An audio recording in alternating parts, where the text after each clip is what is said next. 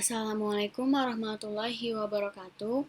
Perkenalkan, nama saya Nabila Putri Aryani, NPM 1917051068 dari kelas A. Di sini saya akan mereview jurnal berjudul Distributed Data Processing Frameworks for Big Data. Sebelumnya saya akan menjelaskan apa itu Big Data. Big Data adalah sebuah istilah yang menggambarkan tentang sebuah data dengan ukuran atau volume yang sangat besar. Data yang dimaksud bisa data terstruktur maupun data tidak terstruktur. Ada juga yang mengartikan bahwa big data ialah kumpulan data yang sangat besar yang mana tidak bisa diproses dan dikelola menggunakan pemrosesan data biasa. Contoh dari big data itu ada data informasi lalu lintas atau iklim, data situs media sosial, catatan transaksi pembelian, log panggilan, dan lain-lain. Nah, pada bagian 2 ini, saya akan menjelaskan tentang model pemrograman yang tidak dirancang khusus untuk menangani data grafik, tetapi dapat menyesuaikan pemrosesan grafik agar lebih efisien. Di antaranya ada model MapReduce, implementasinya Hadoop, kemudian ada Hive, kemudian ada Pig, dan yang terakhir ada Spatial Hadoop. Yang pertama, di sini ada MapReduce. Nah, MapReduce ini implementasinya Hadoop. Nah, Hadoop ini menyimpan dan mengelola big data menggunakan model dari si MapReduce ini. Nah, MapReduce adalah model pemrograman rilisan Google pada tahun 2004 yang bisa digunakan untuk memproses data dalam ukuran besar secara terdistribusi dan paralel. Nah, pada gambar satu ini menunjukkan tanggal rilis dari beberapa frameworks yang berhasil. Nah, panah di sini menunjukkan ketergantungan antara model. Misalnya di sini ada Hive. Nah, Hive ini mengonversi skrip yang ditulis dengan bahasa sendiri menjadi tugas si MapReduce ini, sehingga ada panah yang menghubungkannya. Kemudian pada gambar 2 ini menjelaskan bagaimana Hadoop yang merupakan implementasi open source model MapReduce memproses data dari 4 bagian paralel. Di sini ada 4 bagian, di mana ada 3 map mesin dan ada 2 reduce mesin yang menghasilkan output. Yang kedua, di sini ada model pemrograman Hive. Nah, Hive ini di atas Hadoop yang berfungsi untuk data processing dan data analisis untuk user yang terbiasa menggunakan SQL daripada Java. Kemudian yang ketiga di sini ada model Pig Latin atau model Pig. Nah, Pig ini untuk processing dan analisis dataset yang besar, dibuat oleh Yahoo tahun 2006. Nah, Pig ini menggunakan bahasa high level yaitu Pig Latin. Kenapa disebut bahasa high level? Karena mudah dipahami dan dipelajari. Pig Latin ini diterjemahkan oleh compiler yang ada dalam framework Pig, supaya bisa dipahami oleh MapReduce yang biasa diakses dengan Java. Nah, apa sih perbedaan utama antara Pig Latin dan Hive?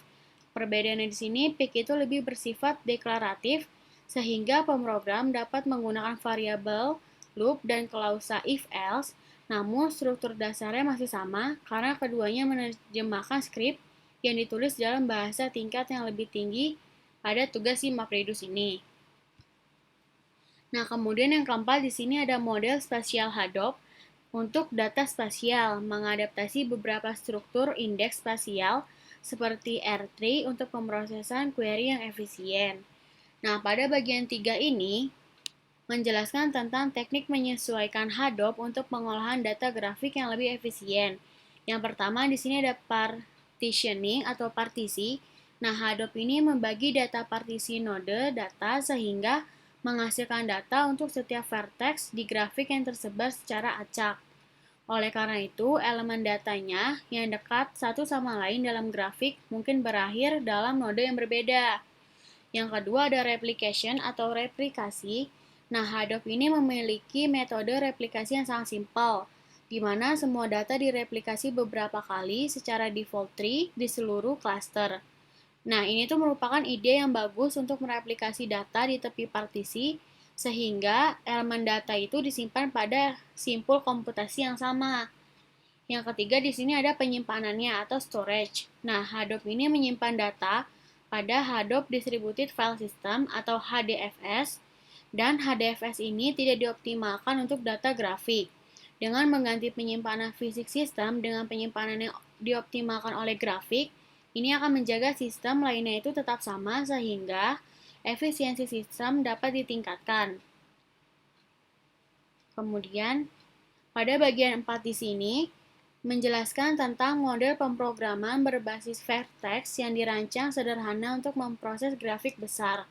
Yang pertama di sini ada grafik statis dinamis, di mana mengklasifikasikan grafik sebagai grafik statis dan dinamis berdasarkan frekuensi pembaruan dataset.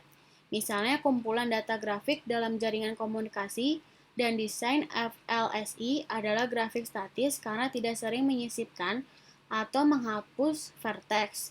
Nah, cara yang lebih baik untuk memproses grafik dinamis besar dengan menggunakan model pemrosesan data terdistribusi. Yang kedua di sini ada model berbasis vertex. Nah, model baru yaitu berbasis vertex yang secara khusus dirancang untuk berbagai grafik yang sangat besar telah dikembangkan. Yang ketiga ada Pre-gel. Nah, Pre-gel ini terinspirasi oleh model paralel sinkron massal. Nah, menemukan teknik pemartisian yang paling tepat untuk masalah yang diberikan. Nah, variasinya ada dua, yaitu GrabLab sama PowerGrab. Nah, sebuah pesan ini dapat dikirim ke simpul manapun yang identitasnya diketahui. Dalam model Pre-gel ini menyimpan simpul dan tepi di server dan menggunakan jaringan hanya untuk menyampaikan pesan di antara simpulnya atau elemen datanya. Nah, gambar di sini menjelaskan bahwa model pemrograman berbasis vertex itu sebuah simpul dapat menjadi aktif atau tidak aktif dan dapat mengubah statusnya. Satu-satunya perbedaan antara kedua status ini ialah bahwa simpul yang aktif dapat mengirim pesan dan yang tidak aktif tidak dapat mengirim pesan.